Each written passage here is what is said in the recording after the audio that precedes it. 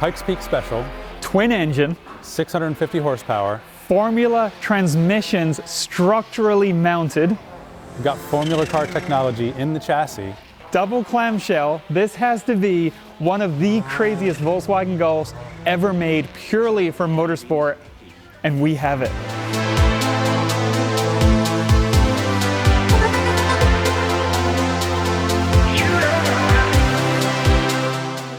So we're back here at FCP Euro. Jamie, it's after Low Show.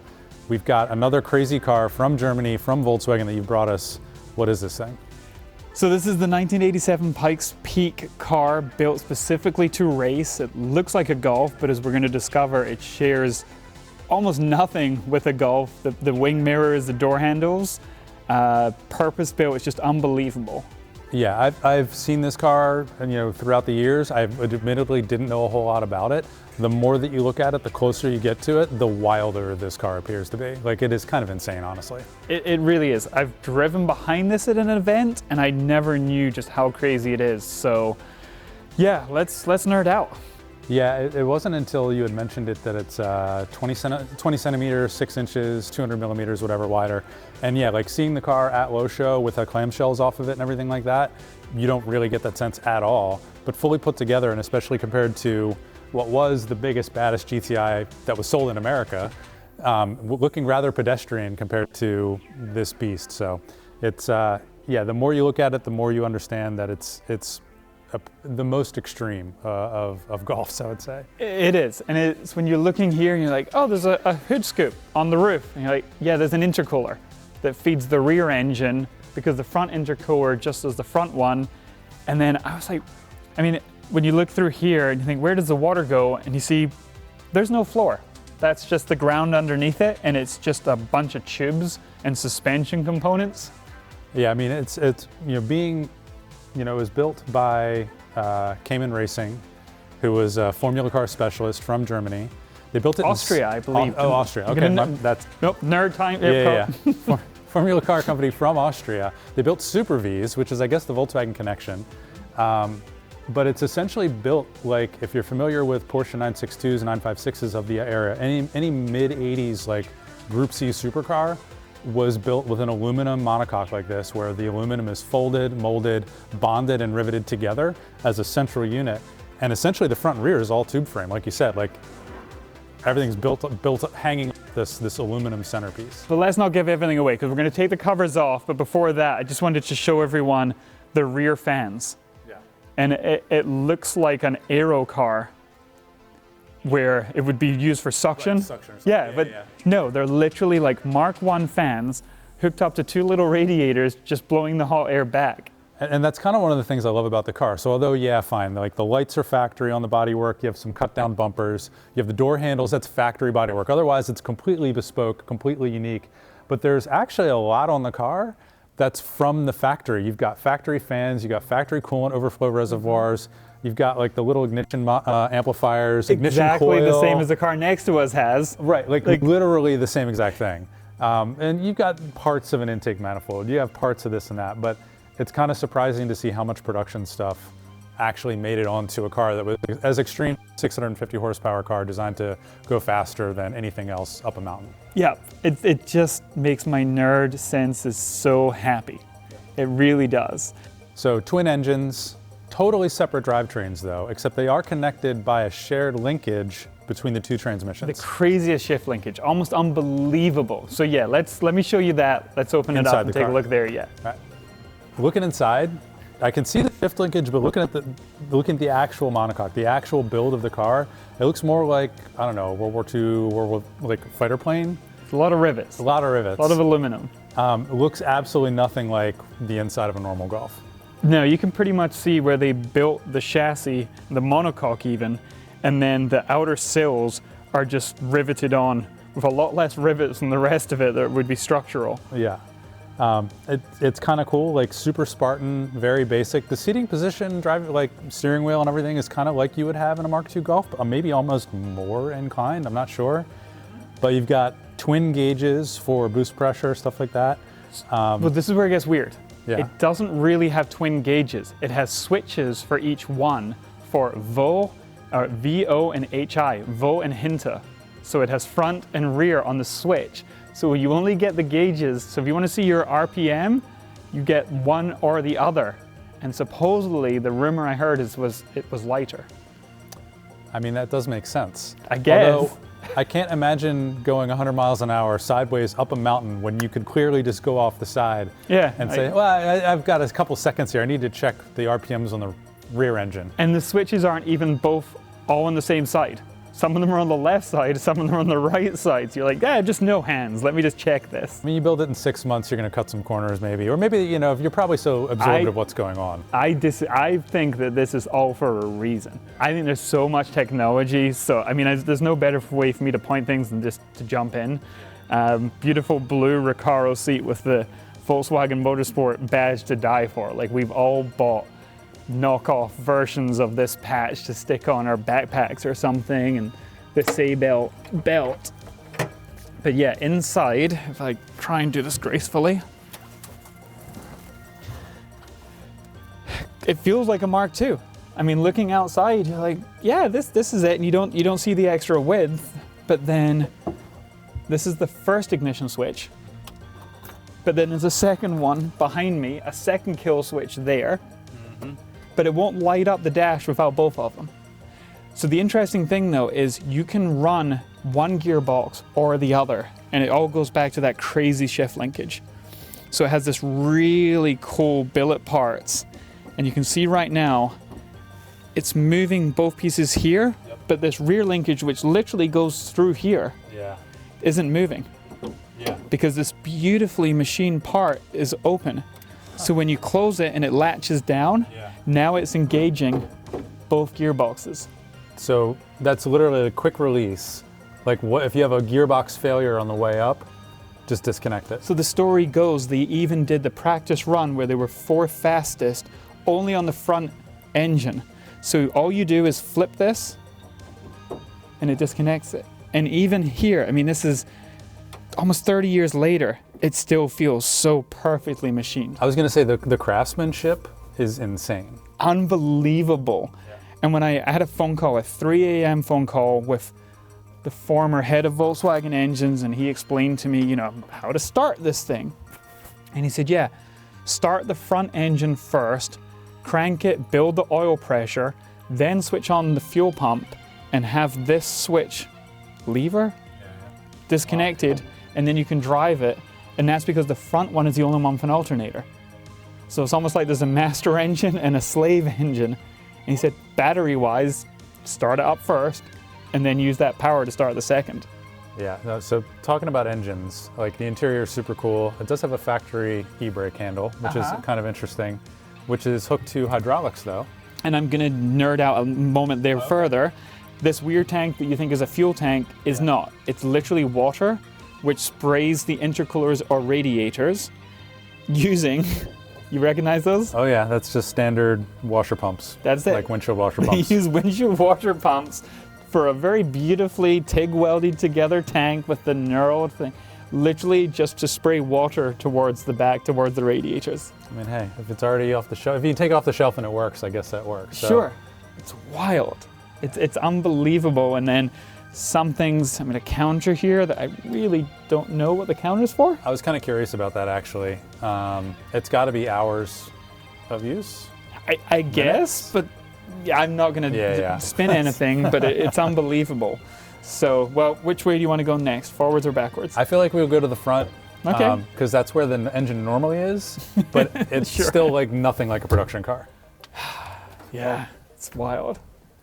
All right, so Jamie, we've got the front clamshell off the car. It's one big piece, one smooth motion, hopefully, and now we've got everything exposed. This is the more simple end of the car somehow, but this is nothing like any Mark II, that's for sure. This does feel kind of normal when you first look at it. The front end literally is one connector that unplugs here for the lights, but that's it. It's one piece, nothing remains on it, and then you can start to get a small idea of how crazy this is. I mean, no firewall. Oh, well, no Golf firewall. Yeah, I mean, as you pointed out, the strut towers look sort of factory-shaped-ish, but clearly nothing related to any Mark II that I've ever seen. You've got duplicate, you've got some OE parts that are right off the shelf. You know, your power steering reservoir, it's just a regular power steering reservoir, but then the engine is turned longitudinally. It's got obviously all the suspension built in, connecting to the bell housing adapter, to the transmission, and we've got our turbocharger way down low. We've still got a little bit of a factory intake manifold there, but totally chopped, modified, and specialized. It's fun playing a game of find the original parts. You know, it does, as you said, the power steering reservoir is there, but it uses the original bracket that would have been on the frame rail here that no longer exists because it's just tubes. And then the intake manifold, again, like it looks, they used an original one, but they have chopped it kind of just like we were doing. When you turbocharge your 16 valve back in the early 2000s or something, the Mark II sitting there, that's what we would do. You would take something off of the Audi, you would have it welded on, and that's exactly what they've done, but insane. So I've got a couple of questions. So the engine itself, it's a 1.8 16 valve, turbocharged, 320 horsepower per engine, basically. But you were saying, it's a full race engine though, right? Full dry sump, so you're standing next to the oil reservoir there, next to the oil cooler, next to it there. So yeah, they did take the Volkswagen Golf correct engine for the year engine and then just turned it up to 11 and hooked it up to literally a Formula 2 transmission. Yeah, it's a Hewland transaxle.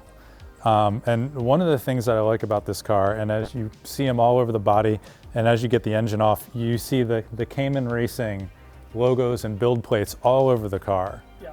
And they built this car.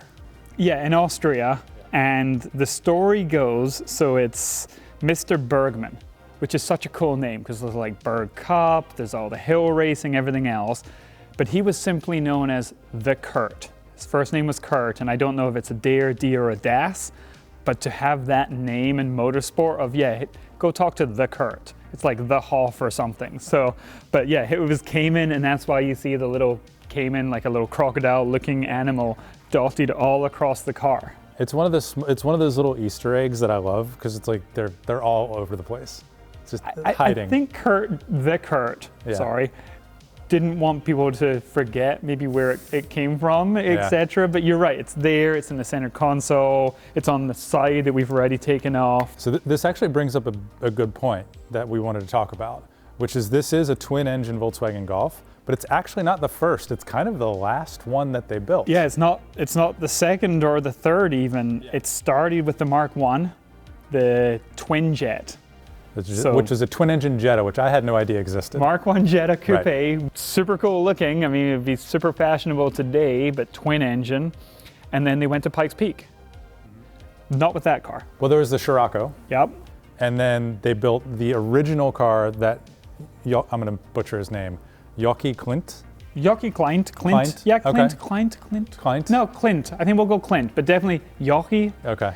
But he drove that in '85, finished third with twin Ottinger 1.8 16 valve engines. Mm-hmm. Normally aspirated, I believe. Yeah, and then I was reading in '86, same car, twin 1.3 G40 engines from a Polo. Yeah, from the Polo, so twin supercharged engine, wide body. It had a wide body kit on it. Yeah, but not like this. No, yeah, like a normal one, an off-the-shelf wide body kit, so they could have wider wheels, etc. Yeah.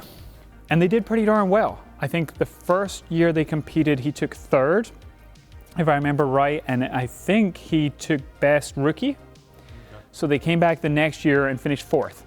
So it was a step back. Yeah. Okay, but then they went back and the Kurt had 6 months apparently to build this, and this is what came out of it. And the reason the engine goes this way, a normal Volkswagen would be transverse, not longitudinal, was because they built it around these beautiful Formula 2. And I'm going to keep saying transmission. I know you're saying transaxle. It's a transaxle because the differential is inside of it. Mm-hmm, mm-hmm. Yeah. But that was it. And they're structural, and that led to the development of why everything hangs off the front. And I mean, you can see the whole frame here is designed around every component. It's holding the intercooler. It's holding the minimal little bash bar there, and then goes up to the transmission, which is structural, exactly the same as the Formula 2 cars that it came from, the same as a Formula One. I mean, it's formula technology, it's prototype racing technology that came out of a Mark I Jetta into a Mark II Golf with a Mark II Golf of a body kit, and this was the final evolution. Yeah, I think one of the things that I like is that, you know, you look at a Porsche 962 or something like that, that's a similar construction style, and it's built to go 220 down the Mulsanne at Le Mans, and this is built to go 120 sideways up a mountain on dirt, which is somehow much crazier to me. So I'd love to nerd out more about what's actually inside the engine in terms of pistons, rods, compression ratios, stuff like that. All we really know is that in competition form, it made about 320 horsepower, which is about 200 more than what the factory 1.8 16 valves made in America. They made a little more in Europe. Suffice to say, it's top technology, it's all trick stuff. Probably kind of basic compared to today's standards, compared to what you could do, but 320 horsepower out of a 1.8 16 valve is pretty stout in 1987. We have kind of the Bible here. Actually, that is true. But even it doesn't cover it. It's a really, really great interview in this little booklet that was put out by Volkswagen Classic. And it talks to Herr Bergman, the Kurt. Yeah. And he nerds out. But like, we're looking for like, yeah, like what did you change on the pistons? Like what did you do on this? And we're not going to open it up, sorry. I mean, honestly, there's just, you can look at this car for hours and hours and hours and find all these little touches where like nothing was left with or done without thought or without intent. And like any good race car, that's going to be the case, but like, it's just, you know, we kind of actually talked about this off camera, but for Pikes Peak, and we're kind of going off script a little bit, but for Pikes Peak, you don't really you don't get to practice. So you have millions of dollars that you're investing. You practice one section of the mountain, another section of the mountain, another section of the mountain. You don't do it all at once. You never do it kind of when you're going to race it. It's still that to this day. You practice the bottom half, then you do the top half, and then the only time you get to run it completely is in one go. And this car specifically ran its practice run on front engine only. And I have no idea why. That may be lost to history. Again, they kind of talk about it a little bit. And I believe it set a top 5 pace on just front engine alone before they switched on the rear engine for the actual run. But it's one run and done. And then when we go to the rear end, we'll talk about how that ended up. Unfortunately. I guess let's take Spoiler. a look. Yeah. Okay, so just like the front, this has nothing in common at all with a regular Mark II Golf. So what do we do here? Taillights maybe? Yeah. But yeah, it's one of these points where you can see just how wide it is. This is a normal opening shape, but just way wider than a Euro plate. So what we're gonna do is pop these 2 springs here and just tuck them down out the way. Okay. And then it will lift up. We can't lift it too far, but it's almost like for emergency access. Okay. They could service it. Bumper okay, or just no, underneath? this is structural here. So we can use that, and then we just lift it nice and gently up. So we're gonna stop right about there-ish. Yep. Okay, we can go a little, all right. So you can pop it up and hold it there, but we're just gonna take a moment and remove the whole thing so we can nerd out underneath. Sounds good. Well, the same but different. Yeah, that's exactly what I was gonna say. We got the clamshell off, got another engine sitting here, kind of the same but different. Yep. And I love the rear here because essentially you can see the chassis ends right about here. And even everything from here back and down below is bolted to the transaxle. Yep. So it's literally structural, tiny radiators, one for each engine. So this one does have those long tubes running all the way to the front. And they did have the cooling issue, which is going back to our little windshield washer sprayers to spray the water to cool them. I mean, they are pretty tiny radiators, honestly, especially for the amount of power the engines were making. And yeah, they have these big oil coolers front and rear and everything like that. But one of the things I know about Pikes Peak is that at altitude, especially, you lose horsepower, but you also lose your cooling efficiency pretty drastically. And overheating is as much of a problem for cars that go up Pikes Peak as losing horsepower. So definitely, I mean, obviously it's effective and it works, and it almost made it to the top.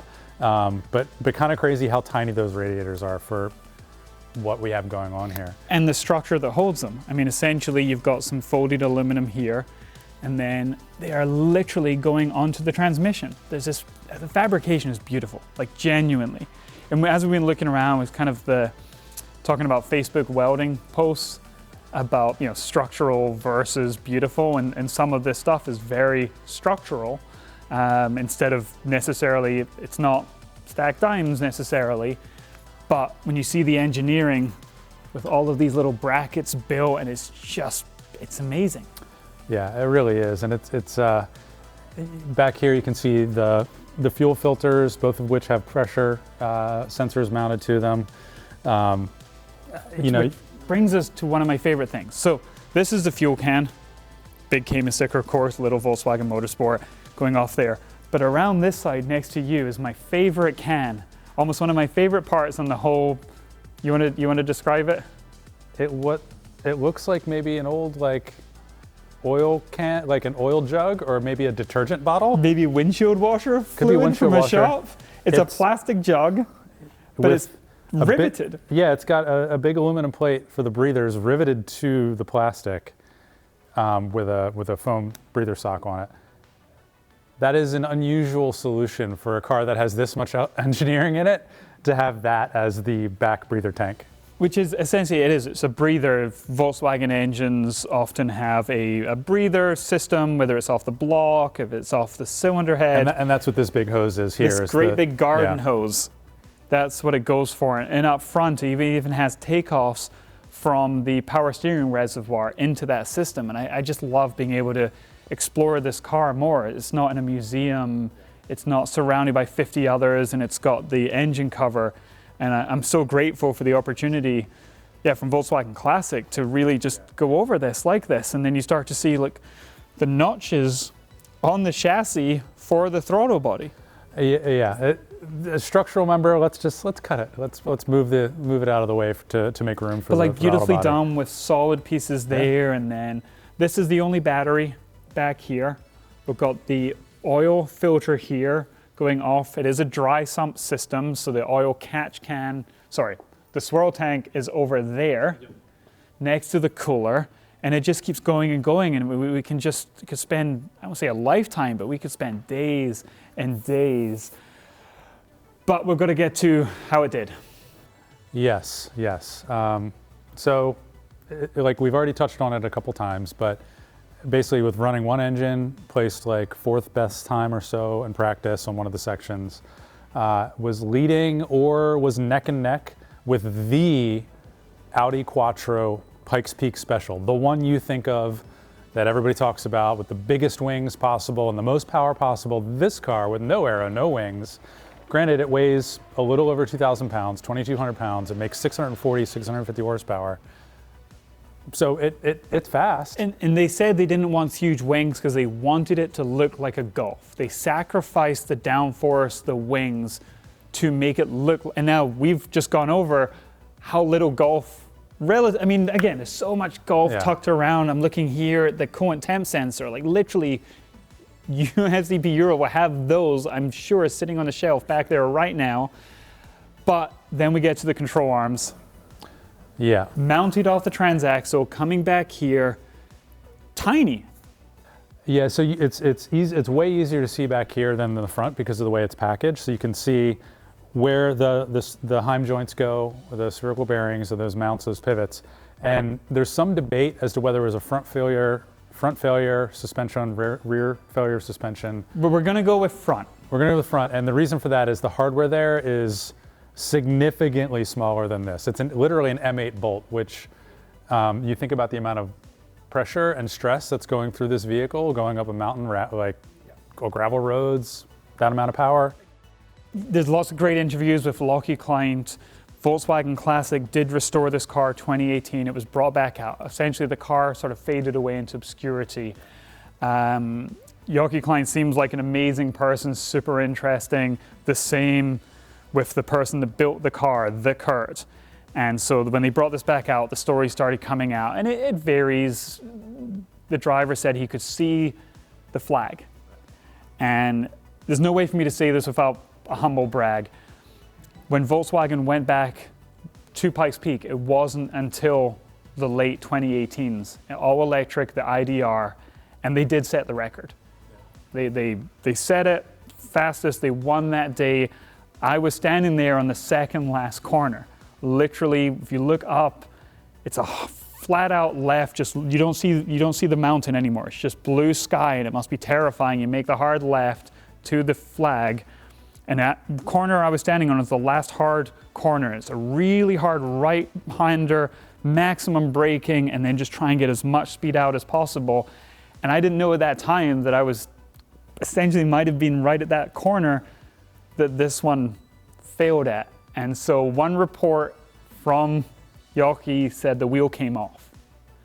And when we look at that hardware here, it seems believable. If one of those bolts failed or a piece of hardware failed at the front, it would very quickly, not completely separate itself from the vehicle, but it would very quickly not go anywhere. You're not gonna limp it to the top.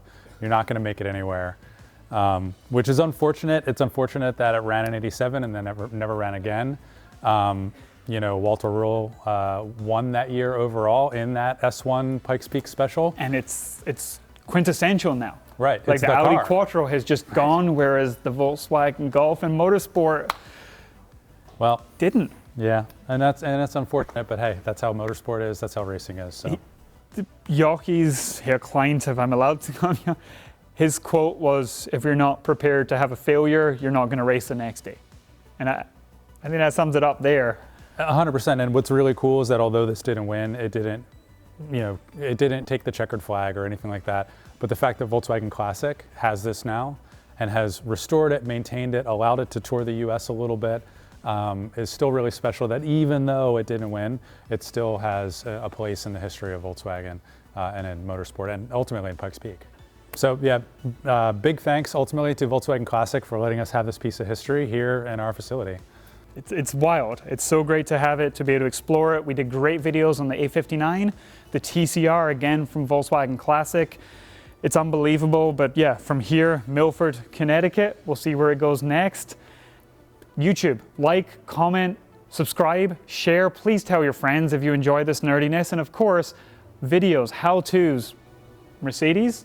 Yeah, Mercedes, Porsche, BMW, Mini, Volvo? Volkswagen, Audi, Volvo. Volvo's a big one. Volvo. I've got buyer's guides, anything you might want to check out. So, yeah, thank you again to FCP Euro. Really, this is wonderful to be able to do this and to share it. So, thank you.